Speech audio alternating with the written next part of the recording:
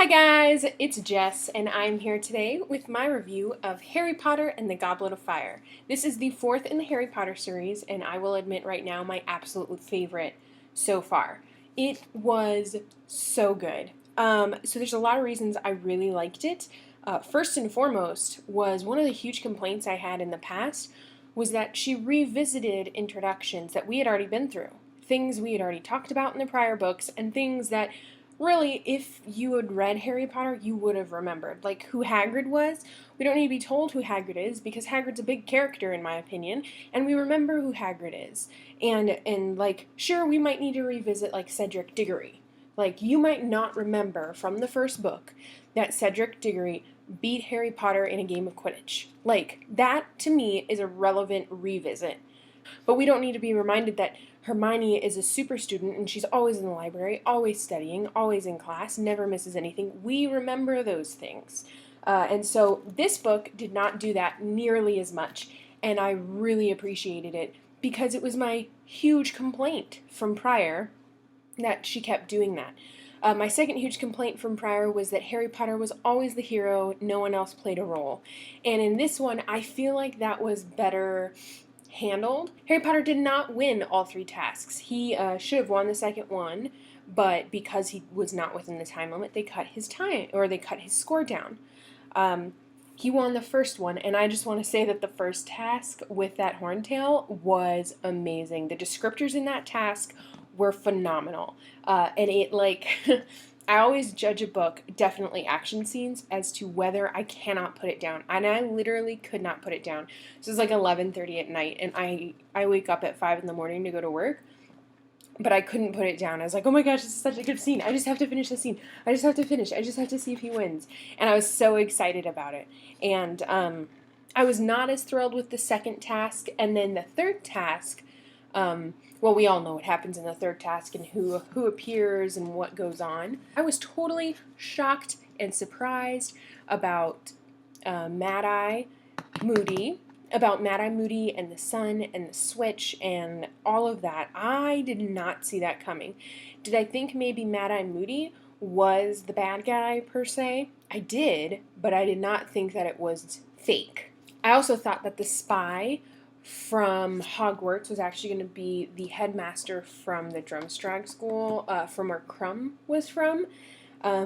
So I was shocked that he wasn't that, and he ended up running away. It was just really good. There was a lot of surprises. There was a lot of action. There was a lot of amazing, like, history that we got. The scene where Voldemort and Harry are, like, pointing the wands at each other and refracts all the light. I was really upset because I felt like, you know, at the education level that Harry's at, that wouldn't really be possible. So I was really happy that Dumbledore then explained how, like, the Phoenix Feathers, the Brother Wands, how that works and what happens when that happens. So that was really, it made it better for me. Because initially I was like, what? This seems totally absurd. Once again, Harry Potter's just awesome because he's Harry Potter. But that wasn't the case, and I was happy about that. I was also really happy that they finally explained how he lived. And maybe they did in a prior book and I just didn't catch it, but they really explained that his mother put a kind of protection spell on him.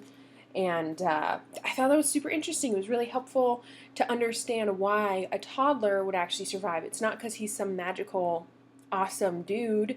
It's because his mother's love and caring and protecting him even beyond death. So I love this book. This is hands down my favorite. Clearly, I give it 5 out of 5 stars. I really hope that we get to see more of the new characters that they brought in. Madame Maxine, Fleur, Crumb even. I would love to see these characters again. I'd love to see them at Hogwarts and kind of because bringing new characters in the fold to me makes the world bigger, and it's helpful to see new people, and it's not just the same people. I loved how much history there was, learning about Voldemort, learning about the Death Eaters, kind of what happened to a bunch of people, Longbottom's family, super tragic, super unfortunate. But it was so interesting. There was just a lot more. And I suppose when you look at the size of the book, this one is the second biggest in the entire series. So you get to have a lot of story in there, and I did appreciate that. I do have a little foreshadowing, and I'm worried that someone's going to die next book who I really adore. So I'm really worried about that. But I just feel like they're putting a lot of attention, and I'm really worried that Dumbledore's going to die. This hasn't been ruined for me if he does. I think I recall when the books came out, granted, I never read them, but I think I recall that someone does die in the next book. I don't remember who, but I think it's Dumbledore, simply because at the end of this book, Hagrid says, "Oh, as long as we have Dumbledore, things will be okay." And there's 3 more books, so clearly things are not okay if Dumbledore sticks around. So I'm really worried that's going to happen. That's my foreshadowing. I'm going to read the next one next month. This past month was not a great reading month for me at all, but that's okay. We're just going to keep on trucking through. And the next book I'm going to be reading is The Looking-Glass Wars by Frank Betterer. I am about 50, I want to say. Yup, exactly 50 pages in. So this book, so far, love it. I'm pretty sure it's a middle grade. I'm going to read the entire series one after another, because this I'll be able to finish probably today or tomorrow, because it's a really simple read. The font is huge. The margins are giant. And that's why I think it's a middle grade. The language of the book, the word choicing, does seem a little advanced for middle grade, but I could be wrong. So I'm going to read this. Basically, what this is about, it is about Alice in Wonderland and her true story. So what actually happened in Wonderland, and why things happened the way they did, and how everyone twists her story into this beautiful fairy tale when actually it's not at all. So I'm super excited to get through this series. I met Frank Betterer at Denver Comic Con, and he was so sweet, so kind, and talked to me about how he came up with the idea for the series, which I'm going to talk about when I wrap up. So I'm super excited to read this. It should be really good. I really enjoy it so far. If you have read the 4th Harry Potter, and I think I'm probably one of like 1,300 people in the world who haven't, let me know if this is your favorite book, or what is your favorite book? What was your favorite scene from The Goblet of Fire? Let me know down below. Thanks so much for watching. I really appreciate it. Please like and subscribe, and I'll talk to you guys later. Bye!